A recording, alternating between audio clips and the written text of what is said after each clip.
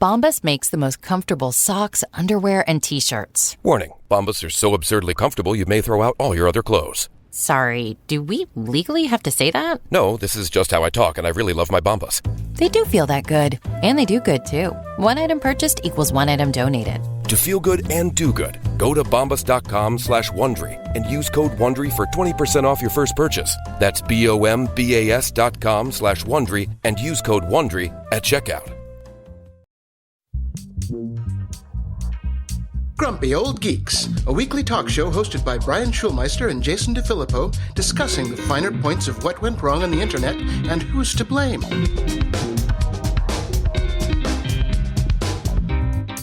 Welcome to Grumpy Old Geeks. I'm Jason DeFilippo. And I'm Brian Schulmeister. I'd just like to say, Brian, when we do our next show, it will still be fucking January. This is the longest January ever. Ever. It is funny now that we are in the alternate Back to the Future 2 timeline with Biff's Casino that it makes sense that time is just wrong right now. You know, in good times, we complain that time goes too fast, Jason. I know. Oh, human nature. That's it. Let's get on that hedonic treadmill. Huh? It's been an incredibly long just week over here. We had a polar vortex. Now, it's cold enough here in regular winter. The polar vortex was insane. I didn't even want to leave the house. In fact, we discovered that the north side of our house does not have good insulation, and the pipes froze that led to 2 of our 3 bathrooms. So that was awesome. But the south side does have good insulation. So luckily our kitchen was fine and our ensuite bathroom was fine and everything unfroze yesterday. So see, here's the deal. When you went to Canada and I stayed here, it created a rift in the weather pattern. So you get the ultimate cold, I get the ultimate hot. It was 80 degrees here yesterday in January with like 30-mile-an-hour winds. Oh, so great. if we average the two, we have normal weather. So that just means you have to come back. Or we just meet in the middle because that's where the No. No. All right. Let's get into a little bit of news here. We've been talking about pink slips over the last 2 years, and I guarantee you those will be accelerating this year. But we talked a lot, particularly about the gaming industry, which got hit pretty hard. And it is a challenging time to be a game developer these days, according to the GDC 2025 State of the Game Industry Report that surveyed over 3,000 game developers and industry professionals. It was one of the worst years last year ever for game industry job losses. 11% of developers said they were let go from their positions in 2024. And 29% observed direct colleagues being laid off. All of that is part of an unfortunate trend caused in part by consolidation that could see around 14,000 layoffs in 2024 when final tallies are actually done. That's a lot. That is a lot. Yep. That is a lot. Now, consolidation, yes. Could they have overhired? Possibly. Perhaps. Is it also that the video game industry is absolutely brutal no matter what? Oh, definitely. Definitely. But it's also worth pointing out that it is probably the highest revenue of any entertainment industry in the world, other than yes. Yeah. So again, you'll see a recurring theme as we work through this episode. Industries that are making a shit ton of money are firing a bunch of people. AI. Yeah. Yes. And in other video game news, we also had this brouhaha, one of Elon's many brouhahas at the moment, and I'd argue probably the least concerning of them. People have been questioning for quite some time how Elon Musk is an elite gamer when he's supposedly running multiple companies and the country at the moment. But apparently he has finally admitted that he has paid other people to play his characters for him. Yeah. Last week when we talked about this, he was like, "No, I'm elite. I'm elite." Yep. No, you're not. Yeah, no, he's not. He has admitted to doing what a lot of other people apparently also do if you get to that level, but not all people. He has hired other people to man his characters and level them up for him so he can step in and do a little video where it seems like he's an awesome dude who's super high up, even though he didn't do all that time to do it. At one point, Grimes, the mother of 3 of his children, even took to X to defend his personal gaming honor. But basically it's bullshit. And he finally admitted it in DMs to some, this is the whole controversy I don't even give a crap about. Okay. There are so many other controversies. Yeah. And grinding a character to sell has, that's a tradition as old as time. That's what kept World of Warcraft, financially viable for Chinese gold farmers for decades. Yes, but that was leveling up a character to sell, not leveling up a character to burnish your own fucking ego. Well, they sold it to people like him. That's the whole point. I knew a lot of people like him who would come in and buy a level 60 character. Yeah, level 60 was the highest you could go when I quit playing. And then, then they would start to play with the guild. And it was just like, you lazy bastard. They never got any love. And Elon also no love. In the news...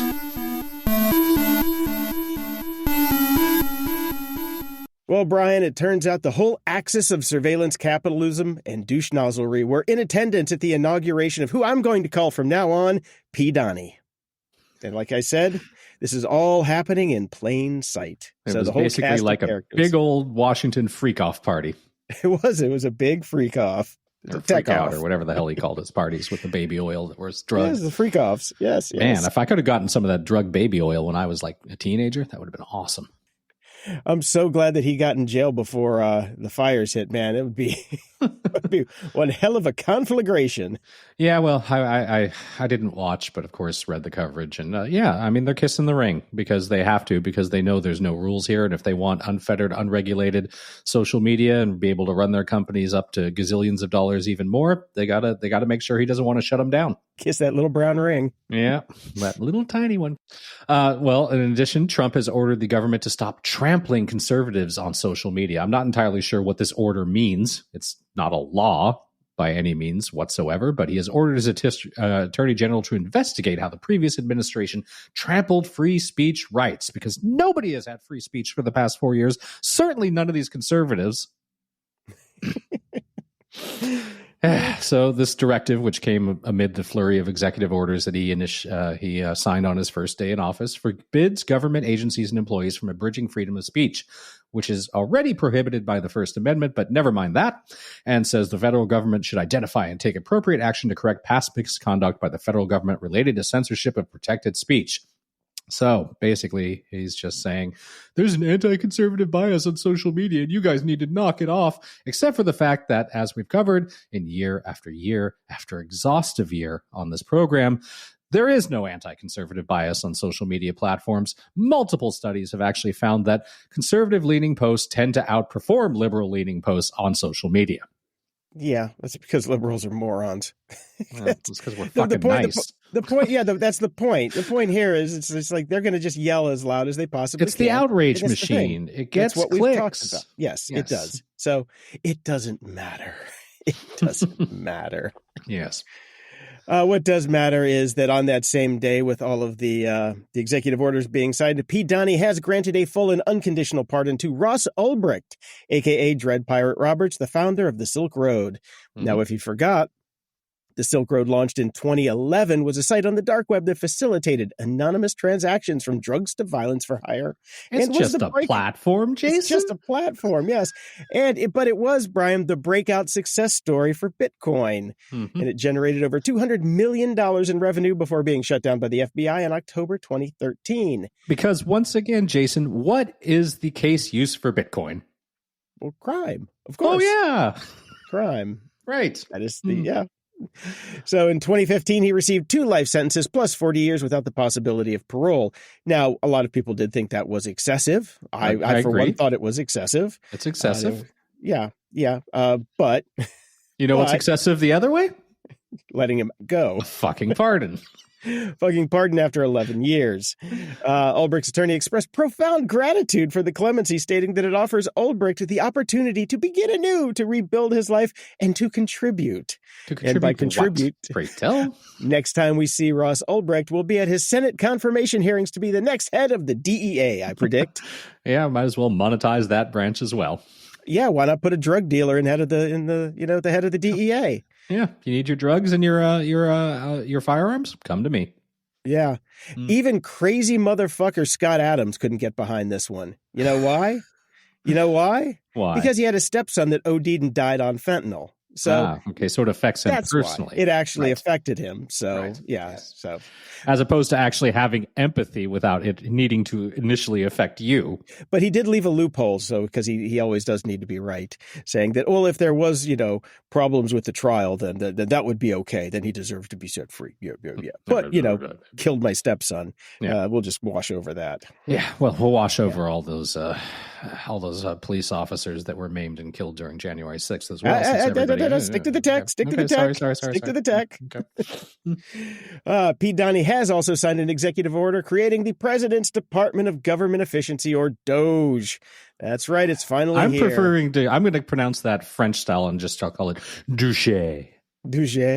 Douche. Well, douche was initially pitched as an external body, but Elon Musk successfully maneuvered to embed douche directly into the federal government by rebranding the U.S. Digital Service as the U.S. Douche Service, which really is, I mean, as a chess move, hats off. All of this is pretty incredible what's happening. Yeah. It's horrible. It's terrifying. Makes me want to just puke constantly, but man, they're working it.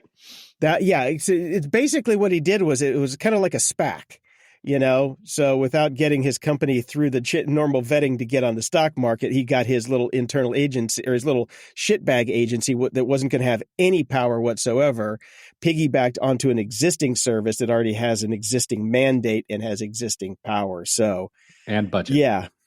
And a budget. So, yep. Now, DJ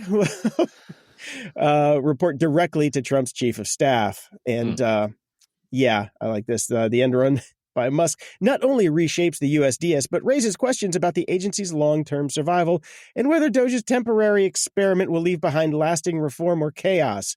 Me, personally, I vote chaos. Well, doesn't matter if you voted for it or not. We're getting it. You're getting it. You're getting it. Yes. Yeah. Well, getting back to social media and its anti-conservative bias, perceived anyways, Instagram blocked searches related to a number of political hashtags, including hashtag Democrats, hashtag Democrat, hashtag January 6th, hashtag Republicans. Not that there are any of those anymore. It's all MAGA. And a number of other terms on Tuesday. Users who search for these hashtags were instead greeted with a notice that we've hidden these results because they may contain sensitive content, as opposed to clicking through to get the sensitive content like everybody else does. But that's okay. Well, Meta spokesperson Andy Stone blamed an unspecified issue in a post on Threads, and that was about all we're ever going to hear about that. So there you go. But apparently it has fixed. It's been fixed now, i.e. they pressed the button that undid it, and though the company hasn't explained what was the issue other than the button that blocked all that stuff. Yeah. I like how hashtag John Oliver got in there. Yep. That's a good one. Can't get any of that information. No. Well, if you did follow President Biden and Vice President Harris on Instagram, you may now be following Pete Donnie and the Couch Fucker. Yep. The official POTUS and VP accounts transfer to new administrations, keeping followers but wiping the content. So I actually didn't know about this until a friend of mine, we were on a Zoom call, and she was just like, somebody just told me I'm following JD Vance. And she's like, I've never followed that couch fucker. Her words. It also works for the First Lady and the all that sort of stuff. So if you followed any of them previously, the accounts have now been switched over. People lost their minds about this. And I was just like, look, this is pretty simple. Yeah. Here's what happened. It's a reasonable explanation. So can we stop with the outrage right now? It makes perfect sense. Go in and unfollow. Done. And then, of course, now there are people claiming, I can't unfollow. It's not working. Yep. Why don't you just try searching for hashtag Republican and hashtag Democrat? Oh, wait, that didn't work either. Yeah. If you want credibility, Brian, you have to have a little credibility to start with. Come on. That's true. That is true. Speaking of credible, AI-generated scientific research is polluting the online academic information ecosystem, according to a worrying report published in the Harvard Kennedy School's Misinformation Review. So we now actually have a study proving what we all said was going to happen, which is the snake is now eating its own tail. I just want to point out that there's a publication called Harvard Kennedy School's Misinformation Review. Yeah. I want to subscribe to that. I think I'm in on that too. I think we watch it every day in our RSS feeds when we do research for this show. We should be employed by them. That's true. We should be editors. Get it. Yes. Call us. A team of researchers investigated the prevalence of research articles with evidence of artificially generated text on Google Scholar, an academic search engine that makes it easy to search for research published historically or in a wealth of academic journals. They analyzed a sample of scientific papers found on Google Scholar for signs of GPT use and basically used some phrases, some other things. They know what they're doing. They're researchers. And basically found that 2/3 of the papers they studied were at least in part produced through undisclosed use of GPTs. So obviously this can be problematic because, as we know, GPTs continue to pull information out of nowhere, which is usually false. And then they also manufacture their own research papers to bolster the fake information that they produced. And now this is leaking its way into real studies. And if you go through and try to do meta studies and things of that nature, you're now getting a lot of misinformation. So great.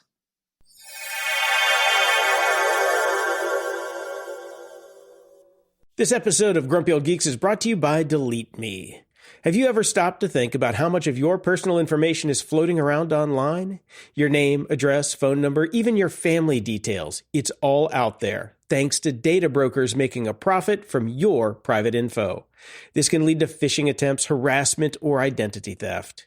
For someone like me, who shares their thoughts online, privacy and security aren't just concerns, they're necessities. As a professional nerd, I know how much work it takes to manually go after all these scumbags, and that's why we here at Grumpy Old Geeks choose Delete Me. Delete Me is a subscription service designed to protect your privacy by removing your personal information from hundreds of data broker websites. Here's how it works. You provide Delete Me with the information you want removed, and their experts take care of the rest. They don't just stop there. They send you personalized privacy reports detailing what info they found, where they found it, and what they've removed. It's not a one-time fix either. Delete Me keeps working, constantly monitoring and removing your data so you can focus on living your life instead of worrying about your online footprint. Take control of your data and keep your private life private by signing up for Delete Me. Now at a special discount for our listeners. Take 20% off your Delete Me plan when you go to joindeleteme.com/GOG and use promo code GOG at checkout. The only way to get 20% off is to go to joindeleteme.com/GOG and enter code GOG at checkout. That's joindeleteme.com, code GOG.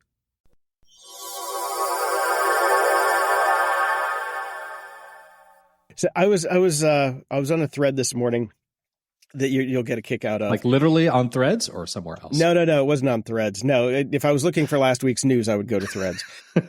And weight loss tips. This was a thread. It was on one of those, it was kind of like Glassdoor, one of those websites where you can sign up as an employee of a company and you get a little tag for which company you work for. Right. And this was a thread started by somebody at Meta saying how they're shitting bricks over at the Gen AI division because there's that new model that came out of China that only costs $5.5 million to train. Mm-hmm. And it's outperforming Meta's Llama model. Like it's kicking it in the ass. Right. And so they're like, everybody here in the upper level of the C-suite in that division, the Gen AI division, is shitting bricks because they all make more money than it costs to train that model. So they're all trying to figure that out. Yeah. But then we could use some Doge over there. Some douche. Yeah. So the thread keeps going, and there's some people from Google on the thread, and they're talking about, this thing's really cool and how it's updating the benchmark. It's like doing really cool stuff. And somebody posted like, you should read the paper on that because the paper is really good. And the guy from Google goes, hey, link to paper. And then somebody else from Google said, it really shows how shitty we are at Google. If you have to ask somebody for a link to a paper, you couldn't just Google. Just Google it. Yeah. In context, it was pretty fucking funny. I'll see if I can dig it up and put it in the show notes. Oh, man. Okay. Here's the big one of the week. Pete Donnie has announced the $500 billion Stargate project. Mm-hmm. So this is a groundbreaking effort to enhance artificial intelligence infrastructure in the U.S., and it's backed by major tech players, including OpenAI, Microsoft, Oracle, NVIDIA, and SoftBank. Mm-hmm. Now, OpenAI CEO Sam Altman and SoftBank CEO Masayoshi Son joined Trump at the launch alongside Oracle founder Larry Ellison. Now, Larry Ellison is starting to look to me like McAfee. I thought the exact same thing. I was like, next thing you know, he's going to be in a cowboy hat with women's underwear over his face. Exactly. With a couple AK-47s on the beach. So what this basically is, because they didn't really say what it was. Yeah. It was just like, okay, we've got Trump in our back pocket to push legislation through so we can open up a shit ton of data centers next to energy plants or build more energy plants. It's a whole thing. This is, who needs rivers? Who needs rivers? That's right. When we have the Gulf of America to take all our water from. So that's the thing. It's just, this has been in the works for a long time already. Well, that's the real thing, is Trump is claiming credit for it. This started a long time ago. This started pre-Trump, so we can actually blame Biden for this. Well, Biden passed on it and said, "No, I'm going to put in safeguards for AI. I'm going to do mandates. I'm going to go the other direction." So as soon as that was done, Pete Donnie got rid of that initiative, the AI guardrails initiative. And said, screw you guys. I'm going to blow up the planet. And then said, okay, guys, come on in. And got Sam and Masayoshi-san and Larry Ellison to come in and say, here, we're giving all this money. Now, here's the thing. Here's where it starts to get tricky. Stargate was a mediocre movie and a terrible series that killed Farscape. So I have a problem with the name Stargate to begin with. But anyway, since it doesn't really have kind of a cohesive plan, it's like, we're going to build a bunch of stuff. And we're going to put in $500 billion and up to $1 trillion. Sure. Where's all the money coming from? Well, turns out a lot of it ain't coming from really nice places. What? Are you telling me that people with access to billions and billions of excess capital aren't nice people? No. Color me shocked. Yeah, it's coming. Some of this is coming from Abu Dhabi-based firm MGX through SoftBank's initiative. And by the way, when SoftBank is involved, that's already bad. It's bad news. It's just bad news. Go back and watch anything that had to do with WeWork, and you'll understand how dumb Masayoshi-san is when it comes to investing in general. Not very good at it. So he's getting money from basically that part of the world, which is, they have human rights abuses and torture and things like that going on under the table. Some financial scandals too, but they oversee $1.5 trillion. So they've got money to burn. Yes, literally. So we're going to see how that plays out, where the money's coming from.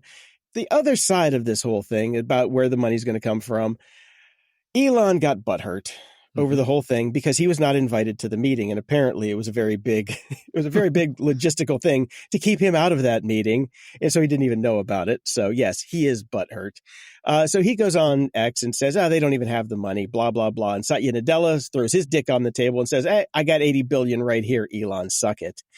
So, and it's not really good for Elon at this point to already be upsetting the emperor, because he hasn't even gotten the keys to his new office yet, Yeah. So he hasn't frog stomped his way into the White House yet. No, he hasn't. So apparently the Trump staff is very upset with Musk over shitting on P. Donnie already. But here's where it's really interesting. They say this comes from an insider in the P. Donnie campaign. It's clear he has abused the proximity to the president. The problem is the president doesn't have any leverage over him, and Elon gives zero fucks. Now, what could possibly go wrong there? You remember how when Elon took over Twitter, he came in with a sink? Yeah. He's going to walk into the White House with the Lost Ark. Perfect. So maybe his face will melt off then. Maybe his face will melt off. He's gonna level up somebody. Have somebody else level up a face to melt off. And at the same time, all of this is happening. All of these moon rocket projects to go to the Stargate with AI. Gartner is reporting that global IT spending is projected to hit $5.5 trillion in 2025, a nearly 10% jump from 2024. But the surge comes largely from generative AI hardware upgrades, and analysts are warning the technology isn't yet delivering practical functionality, unless you want 6 fingers. So John David Lovelock, Gartner's VP of Research, says generative AI is sliding toward the Trough of Disillusionment, where market expectations... Where I live most of my life these days, Jason. Dude, we've been in the Trough of Disillusionment since the fucking 80s. Come on.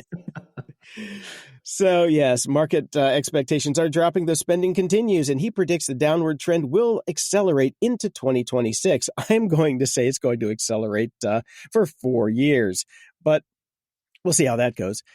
Yeah, for now, it seems AI's promise is outpacing its payoff, but, let them build the stuff. Let them destroy the planet. Why not? Why not? Okay, so, I've been harping about this for quite some time. What is the value? What is the value that we are getting from generative AI? And it's basically next to nothing, but it's getting billions upon billions of dollars, and we're charging head forward anyways, because why not?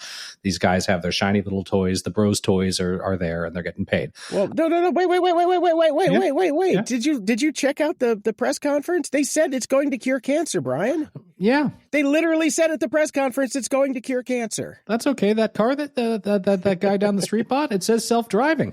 Ah, shit. Yeah. See, there's that. The self-driving car guy wasn't in the meeting, though. They wouldn't let him be there. Yeah, well, okay. So self-driving, also not a thing. Doesn't self-driving really work. Cancer. We're going to get fully self-driving cancer. Great. That's what we all need. Another technology that's really not working out the way that we all thought it would, and it's been around for quite some time, and, if done in fairly responsibly and limited use, it's actually pretty good. Drones. Well, Amazon can't get drone delivery to work either. Aww. The company has paused all commercial drone deliveries in Texas and Arizona, and something's up if they got to pause it in Texas, because usually they don't give a fuck. Yeah. They're usually just shot down in Texas. Come on. Yeah. After a previously undisclosed event, shocking. Is there any other type except for undisclosed events coming out of these companies in which 2 of Amazon's MK-30 drones had crashed at the Pendleton, Oregon airport it was using for testing? This took place in December, with one of the drones catching fire after it fell. So let's maybe not have that in our neighborhood. Amazon reportedly determined that its drones crashed due to a software issue that's linked to the light rain drizzling at the time of the tests being conducted. Self-driving cars can't handle people wearing red T-shirts. Drones can't handle light rain. I know. I think they were doomed to failure when they named it the MK-30. Yeah. Anything with MK in front of it never works. Yes. See MK Ultra for reference.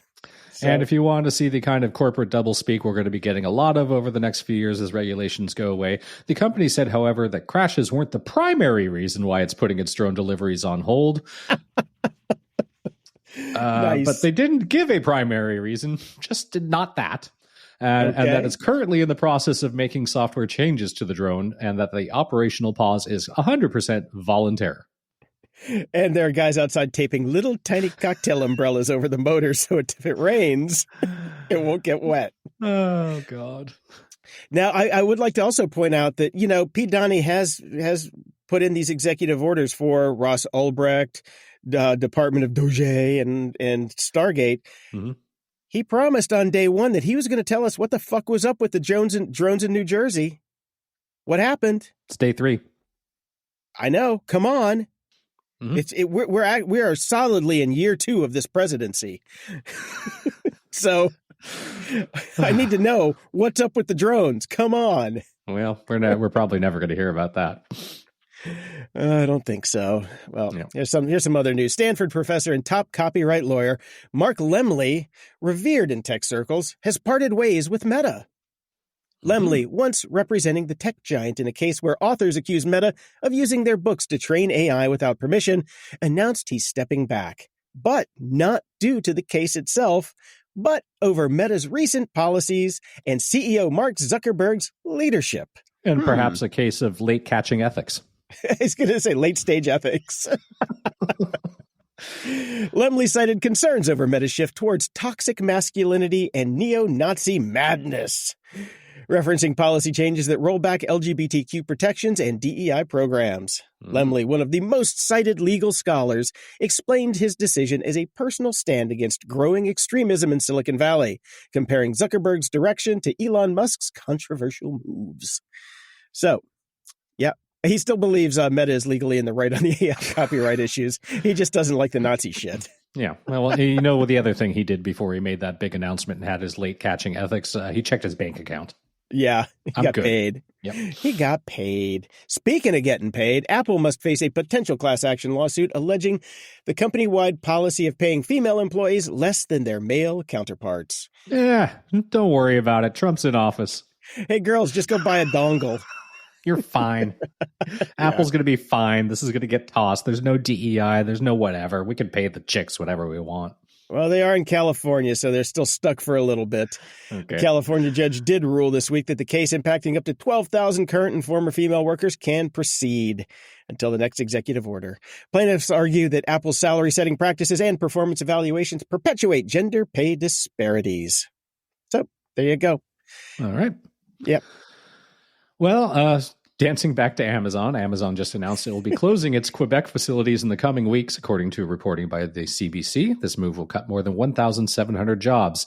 It will begin outsourcing deliveries to smaller contractors instead of relying on its own in-house team. Yes, Amazon, the company that is one of the largest companies in the world, primarily based on their logistics that they built in-house, is going to outsource deliveries to smaller contractors instead of using their own infrastructure. Why might they be doing that? Surely not because that warehouse just unionized.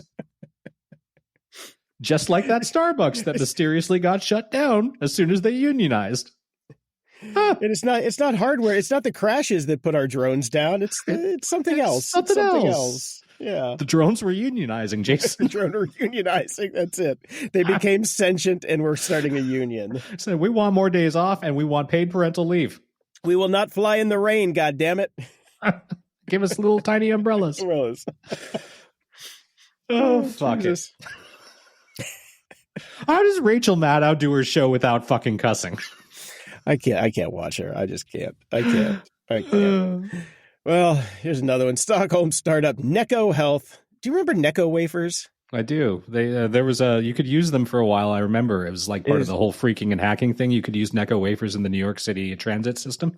Well, the big one was Illinois tollways. You could throw a Necco wafer into the baskets on the tollways, and it would let you through. Basically, they were the same size and thickness of actual quarters back then. So that was the thing. But anyway, Necco Health has raised $260 million in Series B funding, valuing the body scanning company at $1.8 billion. Co-founded by Spotify's Daniel Necco offers hour-long high-tech health scans for around £300, analyzing millions of data points to detect risks like skin cancer, heart disease, and diabetes, soon to be put out of work by AI.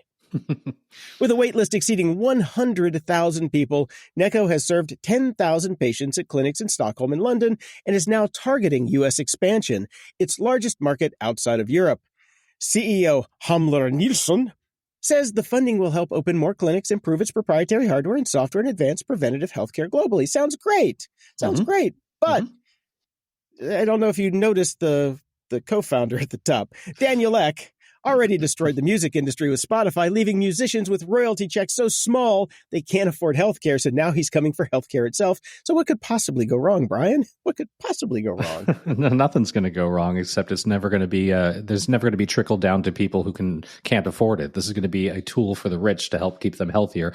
I remember about 15 years ago, the first body scanning companies started to come out, and they were trying to. Well, first off, they didn't really work that great.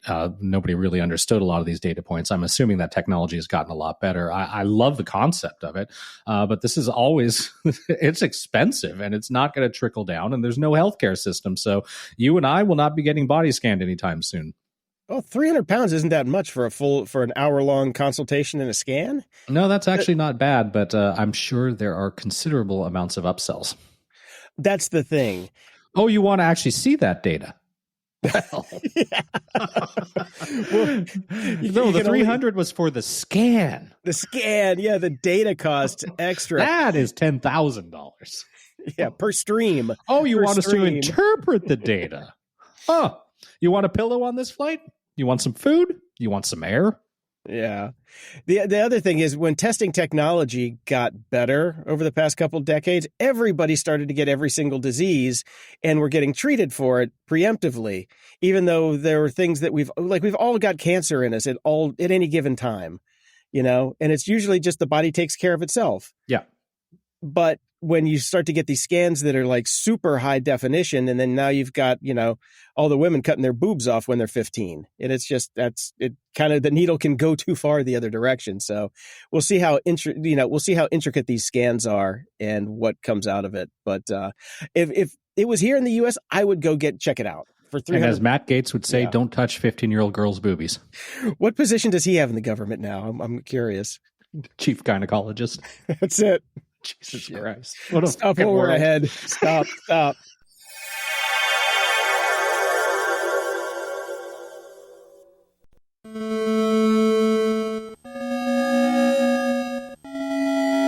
Media candy. Well, to try to escape the hellhole that we find ourselves in these days, I went on a big movie watching binge. First, starting with my kid, we've been working through a lot of the Disney stuff, and it was finally time to. I was going to say, I looked at this list and I'm like, did your kid get a hold of your keyboard? Because this is a lot of kid stuff. Just 3. We tend to be a little bit obsessive when we watch a Disney movie, and then we watch the follow-up. So it was time to watch Lilo and Stitch, which came out during that period of time where I was not paying attention to any Disney movies, even though I'm a big, huge Disney fan anyways. So it was actually my first time watching it. Delightful movie. Very funny, set in Hawaii, a lot of good cultural stuff going on, great music, and a very clever story. A highly enjoyable movie. So definitely worth watching. Not as great, the follow-ups, because this was in the, I think, 90s, and when the follow-ups were basically cast-offs that went direct to VHS or DVD. So we also watched Lilo and Stitch 2, Stitch Has a Glitch. It was okay. My kid loved it. And then the third one, Leroy and Stitch, which also, stick with the original, but 8-year-olds are all in on all 3 of them. And same kind of charm throughout. It was fine. It's good. But the first one, great. 8-year-olds. He wasn't born when we started this show. God damn it. I know. Stop it. I know. And then at night, after the kid went to bed, I stumbled. Well, I'd heard about Yacht Rock, a documentary. You'll see how it's spelled in the show notes. Clever. Very funny. Horror. And I heard it was like not that great, but I watched it and I found it thoroughly enjoyable. Like, I don't like any of this music, but it was fun. It was interesting. The fact that the whole yacht rock phenomena started so much later and was started by an early 90s web comedy who just kind of made fun of the genre and then gave it a name. They're the ones that named it yacht rock. It was clever. It's well worth the watch. And that put me down the rabbit hole of music industry or music documentaries. So next I watched The Wrecking Crew, which was phenomenal. And this is a group of musicians from the early 50s and 60s that basically played on every record known to man. They were the go-to guys in Los Angeles that just played for everybody. They were the backing band for the Beach Boys, Elvis, Simon and Garfunkel, the Righteous Brothers, Phil Spector, the Byrds, the Mamas and Papas, Sonny and Cher, Dean Martin, the Monkees, Glenn Campbell, everybody. And it was just a small group of people. And it's great. It is absolutely great. Awesome. I'll check that out. I'm gonna pass on yacht rock. I dated a girl who religiously listened to yacht rock when it was first coming out. She went to yacht rock bands, and unironically is the problem. So that didn't last very long. You might enjoy it, Jason, because it actually is mostly about the actual real bands that they based this on later, who weren't they didn't consider themselves yacht rock, and they weren't doing any of that, and nobody wore a hat. It's the real bands, like it's the real people, like and it was just it was pretty interesting. Anyways, you don't have to watch triggers. Gotcha. Move on. Next one, Echo in the Canyon, which was another great documentary, and this is all about the Laurel Canyon music scene. Unfortunately, it is driven by what's his face, Jacob Dylan from the Wildflowers. I think that was the name of the band. So he wanted to put together this whole documentary and concert, but all the interviews and stuff with the original bands and everything, absolutely phenomenal. So this is definitely worth a watch as well. It's got Eric Clapton in it, Tom Petty, Brian Wilson, Michelle Phillips, a lot of the same people in a lot of the other documentaries, but really good, really well done. The Wrecking Crew was the best by far. This is the second best. Both worth watching. And then finally, I rolled into something more appropriate to my music taste. There is a 3-part documentary series, Lala, the story of Lollapalooza. And it was pretty well done.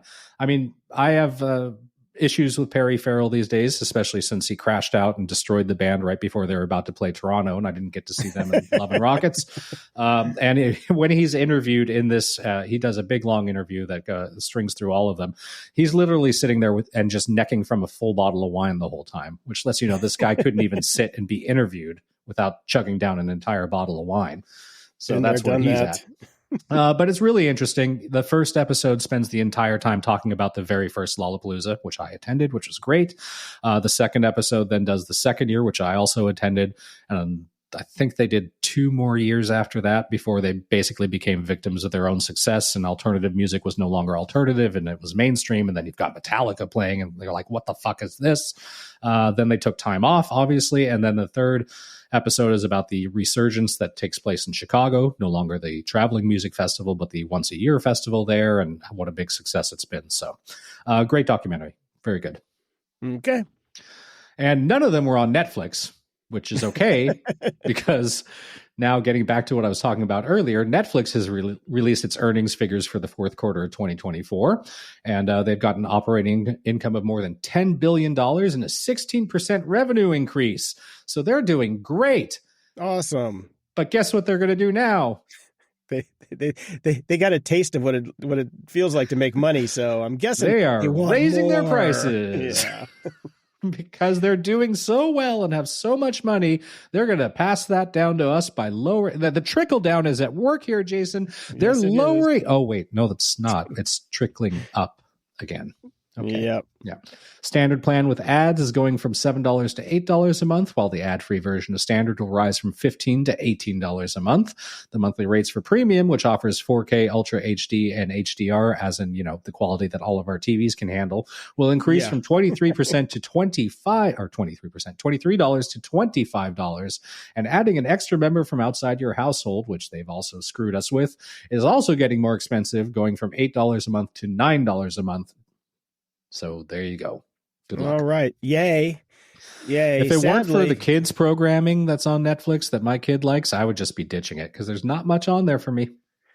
The thing is, it's like every week I find a couple of things on there that are worth watching. So far it's definitely still worth it. Mm-hmm. I can't get rid of it. That's the last one that's going to go. I think if you paid for all the big ones now, your bill would be higher than cable was back in the day. Oh, absolutely. But that's the nice thing about, the rolling cancels. Just if there's a show, cancel it after it's done. Speaking of new shows, we talked about Severance a couple times, and I watched the first season, and I was just not a fan. I couldn't get past the first episode.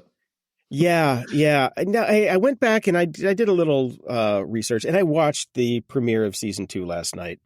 And the previously on from season 1 made it look really exciting. And I'm like, I don't remember this show being that exciting. I guess we needed the show to be on Quibi. Yeah, because I'm like, man, I remember some of that stuff, and there was a lot I didn't remember that I was remembering. Wait, that show came out February 18th, 2022. Yeah, I was kind of out of my gourd after my stroke from when that show came out. So my brain wasn't working that well. And by the time it was done, I think I was drinking again. So I think I might go back and try season 1 before I dig any more into season 2. But season 2, the premiere wasn't that great either. So I don't know. I'm confused, Brian. The show just is confusing to me. I don't get it. Well, we don't have to watch everything. No. But we do have to watch Star Trek Section 31, which does premiere on Paramount Plus today. I put a couple links here. What is everything to remember before Star Trek Section 31? This has a lot of screen caps of some of the characters in it, and it makes me not. It looks like a Hot Topic version of Mad Max. That's what the characters look like. Or Guardians of the Galaxy. Yeah, like a Temu version of Guardians of the Galaxy, though. Not like, the real okay, thing. so you're supposed to be this ultra black op organization, but yet you're dressed so fucking flamboyantly. Yeah. So, and then there's a Gizmodo review on it. So Section 31 is a mediocre action movie and an even worse Star Trek one. So Gizmodo's hit or miss with me on the reviews. I didn't bother reading it because I'm going to make up my own mind, but I don't know. I am going to watch it because I have to, and it's just a movie. But one of the parts of the reviews that I read that gives me a lot of pause is that they kind of did what they did with Moana 2 here, and I have not seen Moana 2 yet because my wife and kid went to see it. I am looking forward to seeing it because I liked it, but my wife said that it felt disjointed and not like a full story because they were trying to do a series and then basically edited that down into a movie. That's the same thing they did with Section 31. It was supposed to be a series that has then been cut down into movie form, which means you don't get the character development and things don't make a lot of sense because they just happen as opposed to a buildup that explains why it happened. Right. Character development. Yeah. Crazy thought. Yeah, because it was supposed to be a full series, and it got knocked down to a mini series, and it got knocked down to a movie. Yep. So, yeah, I'm sure I'll watch it. Better than Severance, probably. But what are you going to do? When I mentioned Severance on our Discord, no one has come to its rescue. No. And said, no, you really should watch it. I don't know anybody that champions the show. I know a couple people that watch it and they say it's okay. Yeah. I think that stunt they did at Grand Central Station in New York was pretty cool. Yeah, that was Did you clever. see that? Yeah. It had all the actual actors and stuff there. That was pretty good. But beyond that, and the opening scene is it's a beautifully shot piece of filmmaking. But okay, I want story. I want story. Yeah. I've got a podcast in here that I think that you might be interested in. It's called Fail Better with David Duchovny. In general, David Duchovny, take him or leave him, don't really care that much.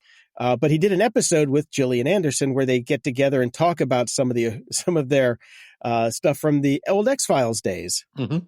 I thought it was pretty good. I'm thrilled to go back and listen to that. I find Gillian Anderson captivating in anything that she does. I think she's a very interesting person. Obviously, I'm a huge X-Files fan, so going back and revisiting that and hearing what they have to say about it will be of interest to me. David Duchovny, for me, is one of those people that becomes less interesting the more I know about him. Oh, yes, absolutely. I thought he was amazing in the X-Files, and I was like, who is this guy? This guy is so intriguing, and the more I hear him, and the more I see him talk, and the more I learn about him, the less interested I am. So listening to a podcast that he does will probably kill any lingering fascination for David Duchovny with me. Yeah, it probably will. Yeah, she's the star of the show for sure. Yeah. And it sucks too because he's got a great list of guests on the show that I want to go listen to. But then after I listen to this one, I'm like, yeah, I can kind of pass on him. Yeah. I'm sure he's gotten this is probably a $20 million podcast deal or some shit like that. Of course, but, he's famous. Yeah. Fail up. But the X-Files stuff is worth listening to. We'll be listening to it. All right, Brian, finally, I have a note from the father of the Terminator, James Cameron. He did a special video message for the Special Competitive Studies Project AI Robotics Summit. And it's all about AI, which is great, AI and robotics. And at the very end, he starts to really kind of get into what he likes and doesn't like about AI. He does say that he is going to double down as far as the storytelling and filmmaking side of things goes, which is, absolutely 180 degrees from the entirety of Hollywood. But that's kind of what he does. I mean, he pushes technology to tell a story. Yeah. This can almost make me forgive him for Avatar. Well, he forgot the story bit there. Yeah. Well, he totally had the story, but he stole it from it was the Geronimo one from Disney. I will find you, whatever that one was. I'm blanking right now, but yeah. I'm totally blanking. The Indian one with the Native American Pocahontas. Yeah, it's basically Pocahontas, which is Avatar. So if you go watch Avatar and think, oh, this looks familiar, yeah, it's Pocahontas, and any other basic story that you could find. Anyway, tangent. So he starts talking about AI and AGI and how morality plays into how the AGI will be trained and how basically we're fucked. But he does end it with one of our favorite sayings, what could possibly go wrong, which makes me love him even more. So he gets it. I highly recommend watching the whole thing. It's like 17 minutes, well worth it. He nails it on every front and says it far better than we ever could. Ups and doodads. OpenAI has introduced Operator, Brian. It's a research preview right now of an agent that can use its own browser to perform tasks for you, and it's available to pro users in the U.S. To get started, you simply describe the task you'd like done, and Operator can handle the rest. Users can choose to take control over the remote browser at any point. An Operator is trained to proactively ask the user to take over for tasks that require login, payment details, or when solving CAPTCHAs. Now, if it could solve a fucking CAPTCHA, then you'd have a use case for me.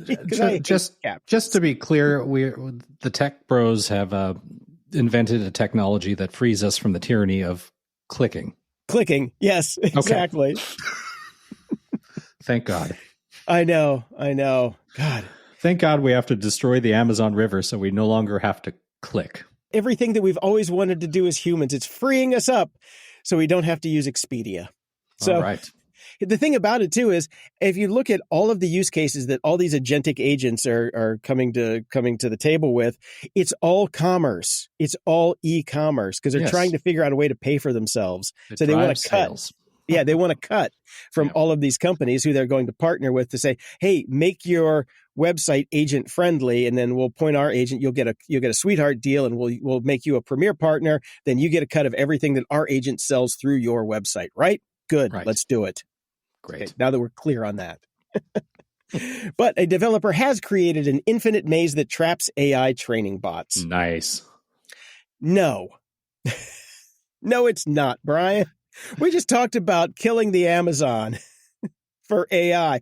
All this is going to do is going to require more resources for the AI to train on garbage data that they're going to have to keep cleaning to get out. Basically, I love the idea. It's a great idea to stop AI from stealing your shit. Since a robots.txt obviously is not going to work.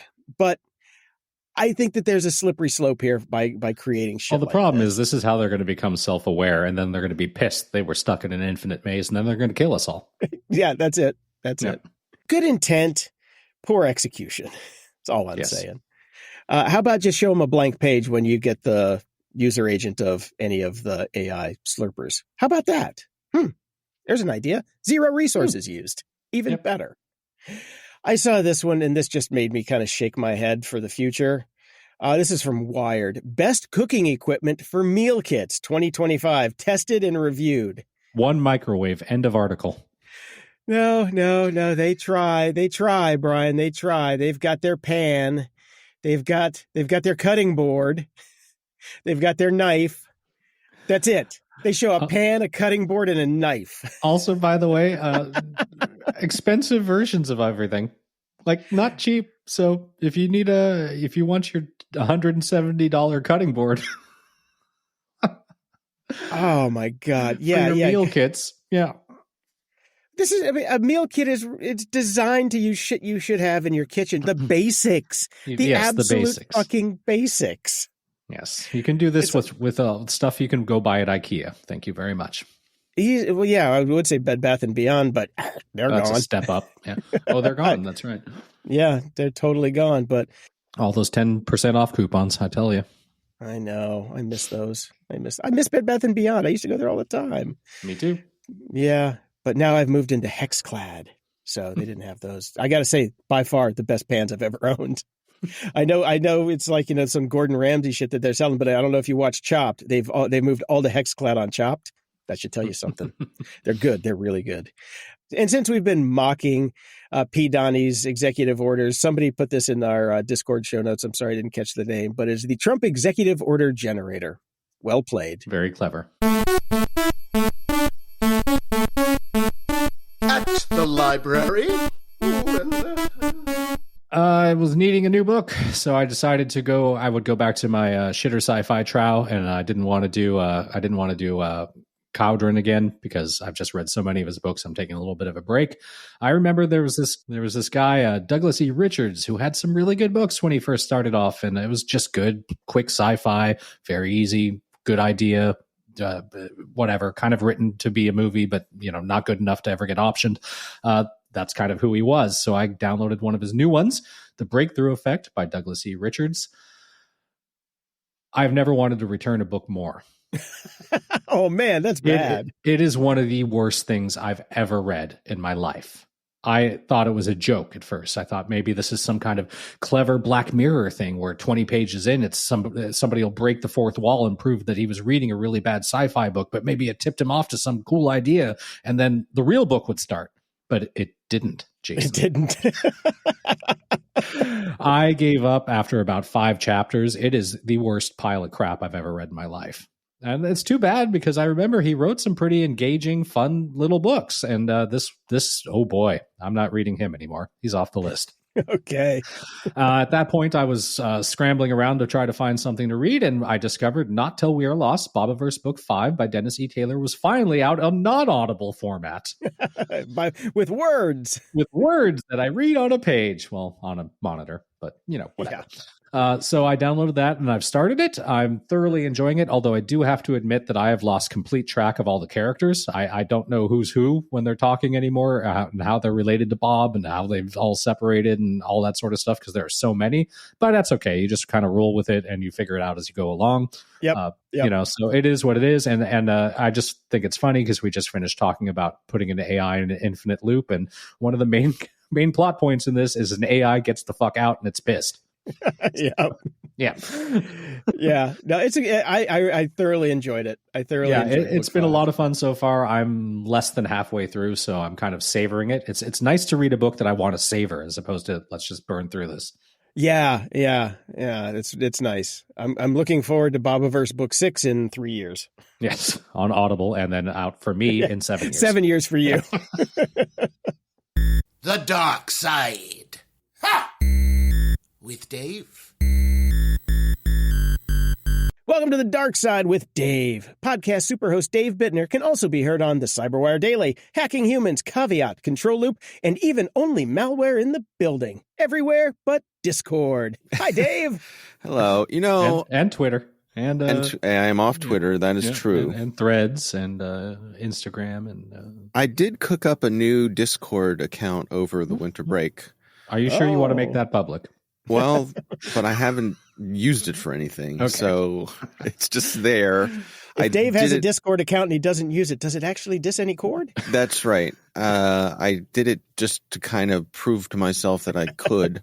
Right. Does the Discord in the woods? Yeah. So we'll see. So far, I haven't been drawn back to it, but it does exist. Speaking of Instagram, though, I made a post yesterday because I've been doing this photo a day project again. Mm-hmm. I posted a picture of my original box of jarts. No jarts, but I still had the box. So check it out if you want to see that. What are you, my wife? We keep the box, but nothing else. I was so pissed off when we pulled it out of the crawl space, and I'm like, the jarts, and opened it up. It was an empty box. I'm like, what sick bastard kept the box? Well, all of the other jarts went to the victims to the emergency room. Right. That's right. They didn't come back. They're being held for evidence by the court. Right. Yeah, they're blood soaked. So, wow. Oh God, Star Wars. Take it away, guys. All right. Oh yeah, the Skeleton Crew ended, but you were not available last week to discuss it. Right. It is now so many elements of it have faded from my memory. It being a full week and one that lasted about 40 months already. Which tells me it wasn't insanely memorable of a show, but I do remember enjoying it, thinking they stuck the landing, and thinking that most of the articles talking about a season 2 are so wildly off base because they completely wrapped up the story. That felt very much like a finale to me. Yeah, I agree. It felt like a finale to me, although, they left the bad guy alive and free. So, well, they're not going to behead the bad guy at the very end of a series that's mostly for kids. Well, that's true.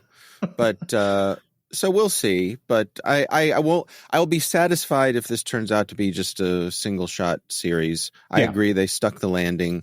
It was just great fun from start to finish. Not a whole lot of stakes or pressure or anything. It was just some time in the Star Wars universe with some kids playing out probably a lot of my own childhood fantasies about being a kid in the Star Wars universe. Right? Yeah, no, I mean, it truly was a Goonies meets Star Wars experience. Yeah. So it was a lot of fun. I had a great ride with it. I think a lot of the negative articles were out there were complaining about just what you and I see as a plus, which is no stakes, not part of the larger universe, really. Some stuff like, obviously there's these planets hidden that make all the money. That's pretty hilarious. It was good stuff. I enjoyed it. I think Jude Law nailed it as a character. You never quite got a beat on what he was going to be until the end, when you realize he's just, a slightly meaner, more desperate Han Solo. So, yeah. Right. Yeah. I also think, I guess similar to the Harry Potter movies, they just got really lucky with the kids that they got. They were all good. Mm-hmm. Yeah. None of them drew attention to themselves in any kind of negative way. So that was fun. One thing I did notice that was kind of conspicuous in its absence were any John Williams musical motifs. And I get it that this series evidently have moved away from that largely. But in the finale, there was a moment when a bunch of X-Wings come flying in like the cavalry. Mm-hmm. And oh boy, did I want a John Williams musical motif at that moment, right? I'm with you. Yeah, I wanted like the theme from the Death Star trench run, just something suggestive of every time X-Wings come flying in to save the day. Just the main theme when you first see them streak across the sky, right, because we are still in Star Wars. They have the rights. Yeah. They should be able to pay for it. Right. It's not like they got to go deep in the pocket. But I do think that they're intentionally doing such a push away from that, right? Like that. Yeah. That's for the movies. We are weird TV shows, and we will have our own music. So, I think you're right, but I wish they would bend the rules a little bit from time to time, just in pure fan service. Yeah, just to remind you where you're at. Right. It was already a very exciting moment that gave me all the feels, but I did notice, boy, would it have been even better if it had had that musical tie-in. So it's a nitpick, but yeah, it's okay. It's the second time recently that we've kind of talked about that. There was that fan serviced kind of a Star Trek thing that showed Kirk's final moments, and we were talking again about that, about like, if you actually use the actual music from Star Trek, this would have been so much better. But you didn't. And thank you to the fan who did that for us, because it did make it so much better. Make it so much better. So yes, I'm with you. It's like, why shy away from something that's one of your greatest strengths, one of your greatest universe built strengths is John Williams music. Use it. Right. Yeah. Absolutely. So after we've been talking about the ham radio journey that you're on, Dave. Yeah. I started to get ham radio prep course ads on Instagram. What? Now, yeah, I got a lot of them now. Really? Which I figure it's because I'm doing the show notes, and they're seeing everything I do on my browser anyway. No. Phones are listening to us, Jason. Phones are listening. God damn it. Damn it, Brian. Stop it. Stop it. So yeah, whatever vector they got me. Huh. So I started to get the one for ham radio prep. And what was interesting is that during the fires the past couple of weeks, the topic of ham radios keep popping up by people who know nothing about ham radios, saying we should go buy a ham radio so we can keep in touch with each other when the power goes out and our cell phones are dead. Like, well, there's a little snag there. You kind of got to go to school. But nah, you just go buy one. It's like a CB. You just go buy one. Like, not really. So I've been tempted now to go actually take the basic license and get me a ham radio, because I'm in a disaster zone perpetually now, so it might come in handy. That's next true. Grumpy Old Geeks coming to you on ham. That's right. Not only will it come in handy, it'll come in handy. Oh, Brian saw that one coming a mile away. I could tell. Great dads think alike. Well, it's true, Jason, and I put a link to the system that I used, which is called hamstudy.org. The free version is on the web, but there's I would say like $2 or $3 app that you can put on your phone as well. And it's basically a flashcard kind of thing.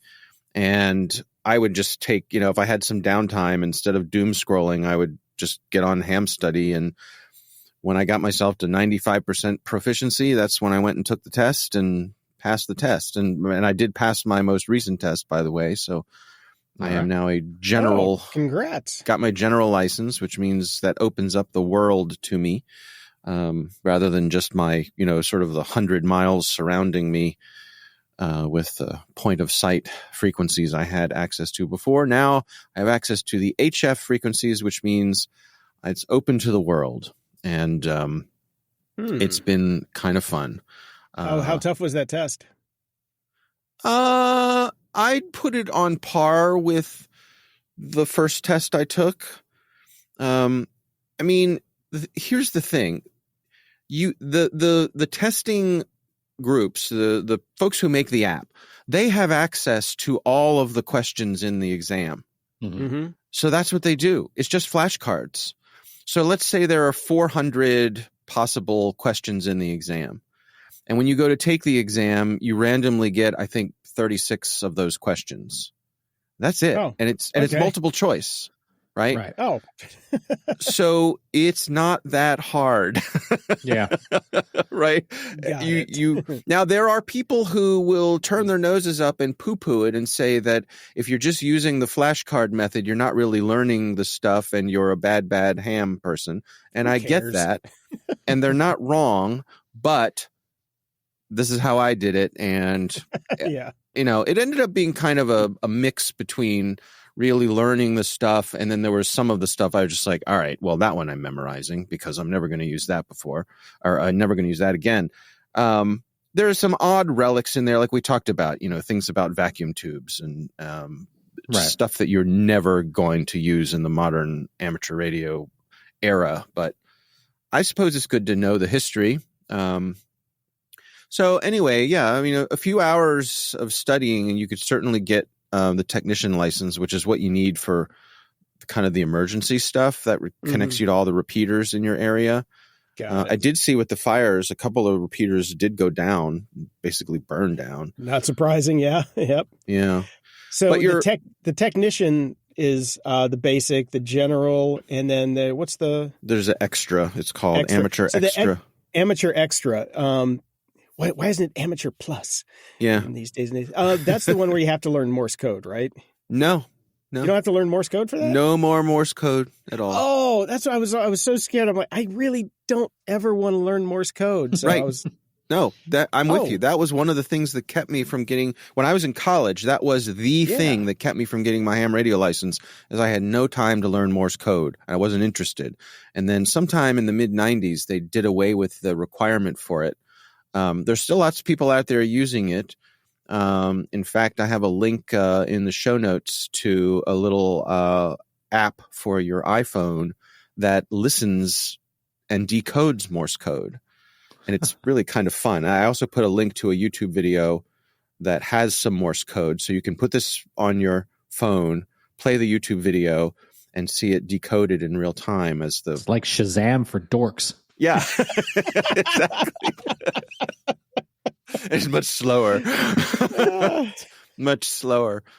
But as I'm out and about tuning around on these new frequencies that are available to me, there's a lot of Morse code out there. So I ain't learning it, so I'm going to be using this app to be able to listen. Yeah, use the app because a lot of that stuff are like spies who still do use those frequencies for getting information to embedded agents. Yeah, no, that's still actually a thing. Yeah, number stations they call them. Yeah, that's it. Yeah, that's it. Totally. Yeah. No, they're still out there.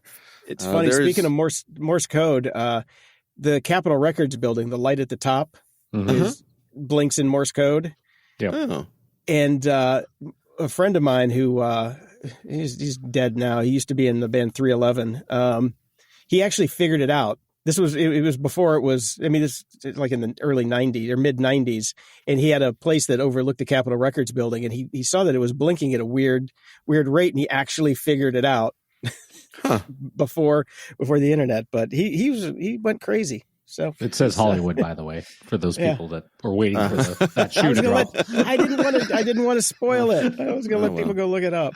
But yeah, I know someone who spoiled his group's adventure inside an escape room because he knew Morse code. and like there was sound inside the escape room that was beeping Morse code. And he knew it, so he just wrote it out, and it was basically the solution to the puzzle. It was like, well, here's how we get out of here. Don't get mad. That's beating the game. Is what that is. Yeah, that's true. That's true. So when we were originally talking, you said you had to go in person to go actually take the test? Yes. I found a place that lets me do it online. Yes. This is the Greater Los Angeles Amateur Radio Group, or better known as Glarg. See, when you put that in the show notes, it was right under Star Wars Skeleton Crew, and I thought I'd missed a character's name. Yeah, that's true. Who the fuck was Glarg? I don't remember. I don't know. Who was Glarg? He sounds like a bounty hunter. Yeah, or a beverage in Hitchhiker's Guide to the Galaxy. Mm-hmm. Oh yeah. But I found that, and that kind of put me on the path. I think I'm gonna go get it done. Yeah. So, but to your point about basically preppers saying that you don't need a license, what you hear most from those folks is that there is a rule that says in an emergency you don't need a license to use the frequencies, and so that's what I think a lot of preppers are counting on and indeed living for is the day that the emergency I can't wait comes. until I can use this. Right. Because preppers all follow the rules. Yeah.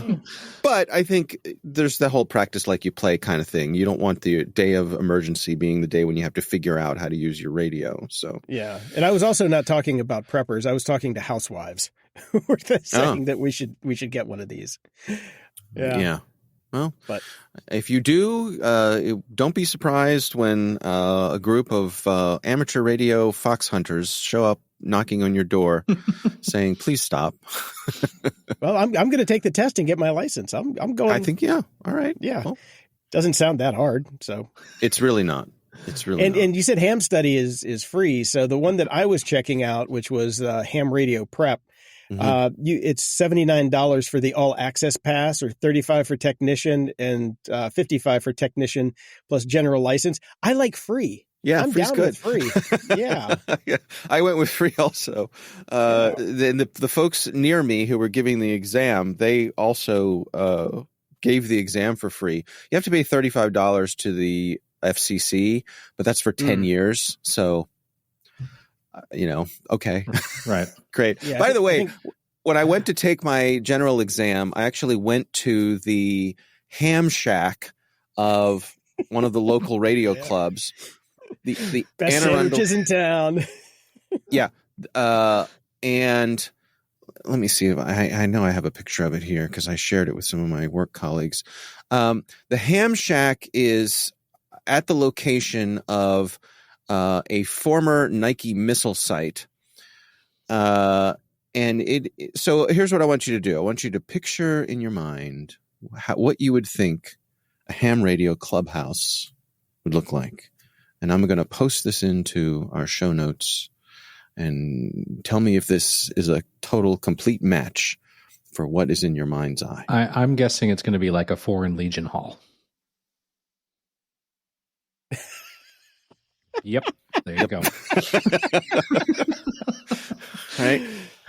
So let me just paint the picture here. This is it's like a lively place. This is a windowless bunker of a building with a single door. Again, no windows. There is a sign on the side of the building that says it is the Anne Arundel Radio Club. It has a link to their website. It is surrounded by antennas, as you would expect. Kind of looks like a porcupine. So what I found out is this is a former Nike missile site from back in the day, Nike missile tracking site. There weren't actually missiles on this site, but there was. You get to actually go in the silo? Because that would be fun. No, but this was a radar site for tracking Nike missiles around the nation's capital. And so this building that the Ham Radio Club is in is RF shielded to protect against things like electromagnetic pulses and so on and so forth. So it is exactly what you would expect a ham shack to be. Just it is a bunker and of a particular time Let's just say that it has not been updated in a long time. You will never find a more wretched hive of scum and villainy. Yeah, that's right. That's right. Great fun. So let me tell you the story about my first international contacts, because this was very fun for me. So I had decided, I made a deal with myself that I wasn't going to make a major radio purchase until I got my general license, so that I would have access to those bands. So I got my general. The next day, I went online. I went to Ham Radio Outlet and bought my radio, which for those who are listening who know about such things is a Yaesu FT 991A. It's about $1,200 for. Wow. Yeah. Damn. That's GOG.show/donate, since Jason wants to. Right. Yeah. Now at the other end of the spectrum, Jason, the radios you can get for your technician license are literally $15. Yeah, that's what I'm talking about. Right. That's what I'm talking about. So there's a little bit of a jump. I don't want to die in a fire, but I don't want to be broke when I die in the fire. There's a reason I want to get out of the fire. But yeah. Yeah. That's a big range. Yeah, it is. Yes. But I figured, what's this saying? Buy once, Treat cry oneself. once. Yes. Yeah. So I bought the radio, got it hooked up, got it programmed, strung up some homemade antennas on my deck out back. There's all kinds of old online wire hangers. Yeah, basically, there are tools you can use to tell you, cut some wire that is this length and string it up this way, and you will probably be able to get on the air. And that's what I did. And so I'm tuning around on this radio, and it has this graphical interface called a waterfall, which allows you to see where people are, transmitting. And so I'm chasing waterfalls. Don't go chasing waterfalls, baby. I'm chasing waterfalls. God damn it! I'm gonna have to listen to that later. And I hear someone calling CQ, which is how you call out to people that you want to talk to them. I guess it's a Morse code thing. And I'm hearing this guy say CQ from Italy. And I'm thinking to myself, wow, I can hear this guy. It sounds like he's next door and he's in Italy.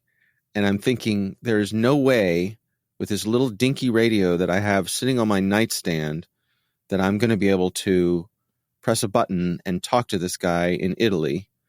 But I do it anyway, and I put out my call sign, and he responds and says, "You're coming in loud and clear.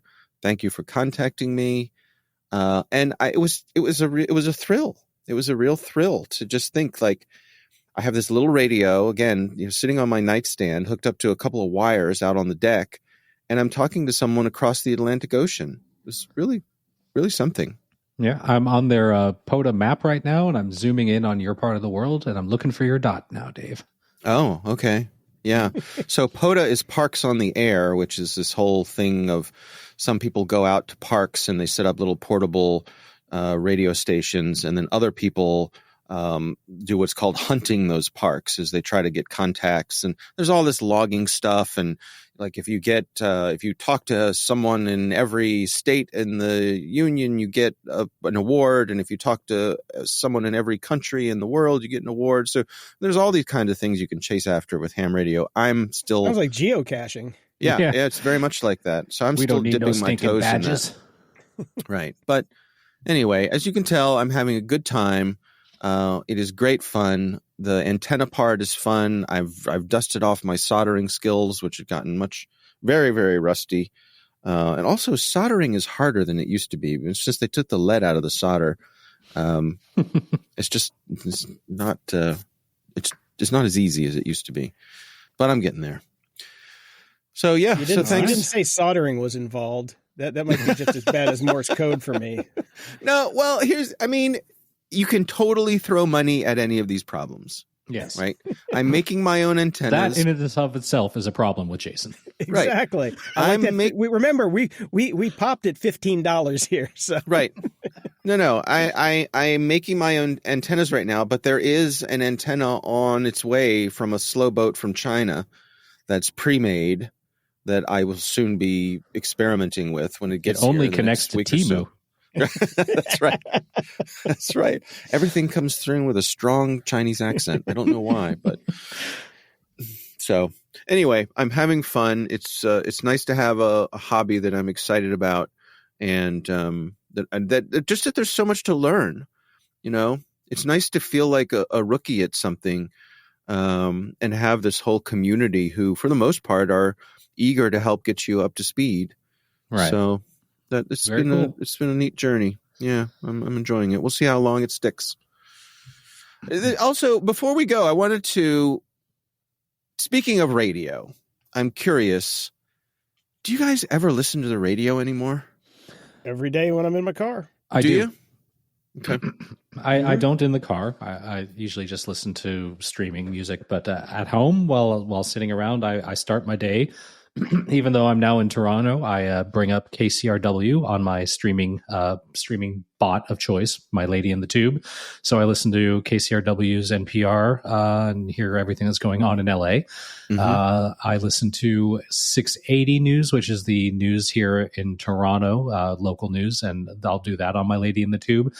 For a long time, I was listening to KROQ HD2, which basically just had all the guys from the 80s and 90s and gals DJs, and they played just 80s and 90s music that I grew up listening to. Mm-hmm. They've since geo-fenced that, and I can't seem to get around it, which is annoying as fuck. But I listened to BBC Radio 6 streaming. So yeah, throughout the day, rather than just putting on an album, I'll listen to different streaming from all over the world when I can. Okay. Yeah. Yeah, I just listen to all the channels that Brian said, but I do it in my car because I'm in LA. See, I noticed just a few months ago, I got a new car, and I haven't even programmed in any radio stations in the car since I got it. Just it hasn't come up. Yeah, when I listen to like the more terrestrial stations around here, it's all playlisted. It's the same couple songs again and again. So I do prefer. Yeah. I don't know if it's technically radio because I'm listening. Well, I guess BBC Radio 6 certainly is, but most of the other ones are like either HD or internet only stations, right? So it's radio, but not. Yeah, I mean, I make use of the NPR app, which is radio-esque. Yeah, I listen to a lot of radio-esque things. Yes, right. But fortunately, we have one of the best classical stations in the world here in LA. Oh yeah, so, KUSC. Mm-hmm. Yeah, my radio is basically just perma-tuned to that. Every now and again, I'll flip over to K-Rock, which 9 times out of 10 they'll be playing the Red Hot Chili Peppers, so I have to turn it off. Yep, and then go back to classical. That's about it. So. Yeah. What strikes me about this is just how important radio was to me growing up, and I'm sure to you guys as well. And my kids. They might as well not have radio. They just, it's just not a thing. Yeah. It's never going to be for them. It's never going to be a thing for them. So they can listen to what they want when they want to. The problem is music discovery, which is theoretically, I guess, what TikTok is for. But all that stuff is so algorithmically based. It's not curated. That's the thing that I missed. And when we grew up listening to radio, for the most part, it was pre-playlist era. It was DJs literally played what they want. Sure, they had 1 or 2 songs that they probably had to play every hour just because that pays the bills.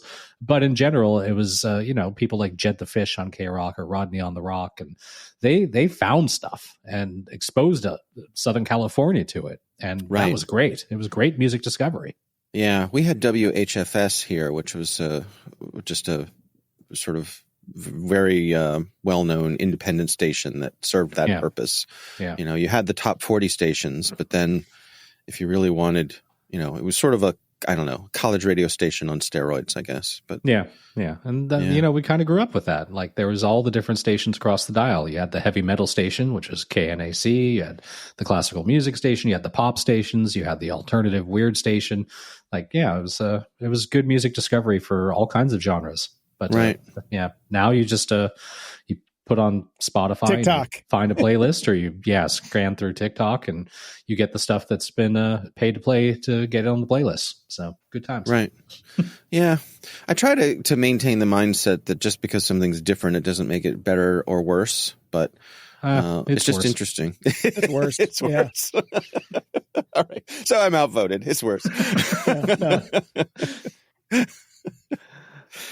All right, gentlemen. Well, that's what I have for you here today. It's good to be back. Good to have you. January is just crawling along, isn't it? Next week is still going to be January, Dave. January next week. Unbelievable. Yeah. All right. So we'll see. We'll talk to you next year. Yeah. Closing shout outs. Over at Patreon, we've got some new patrons: SLS, Norm, and Donuts and Cheer. I love it. I could use some of that this January, this 18-month January. Definitely use some Donuts and Cheer. Well, you might want to call the Angel of Cake, who upped their donation. So thank you very much, Angel of Cake. And from the archives, the legacy patrons, we've got Grim, John, Nicholas, Jeremy, Alex, Mark, Cart, Ralph, Steve, and Martin. So thank you all very much. And just a reminder, if you'd like to join them on Patreon, plans start at as little as $3 a month, and you get the show early, ad-free, and in high definition. And if you pay for the whole year, you get a little discount. You get some change back. We appreciate it very much, and it keeps the show going. All right. And over at PayPal, we've got Sloan, Joseph, Tom, and Jens. Thank you all so much. Over the tip jar, we've got Eric and Ross, and on the merch side, we've got Joe R. So everybody, go buy some damn merch, please. We got to sell 2 more T-shirts or we kill the project. It's got to pay for itself. Come on, go buy some Deport Elon shirts now. Yes, please. Go get them. Until next time, I'm Brian Schulmeister. And I'm Jason DeFilippo. Thanks for listening to Grumpy Old Geeks. Get all the links and goodies from today's episode at gog.show/681. Want to keep the grumpiness alive? Toss a few bucks our way at gog.show/donate. Every penny helps keep the show on the air. Love the show? Share it. There's a share button in your podcast player. Use it to spread the grumpiness to friends, foes, and everyone in between. We'll love you for it. Swing by gog.show to join our Discord and chat with us and other show fans. Got thoughts, feedback, cool links? Hit us up at gog.show/contact. And hey, don't forget to leave a 5-star review at gog.show/review, and we'll read it on the show. Oh, and guess what? We've got GOG merch. Snag your grumpy gear now at shop.gog.show. Stay grumpy.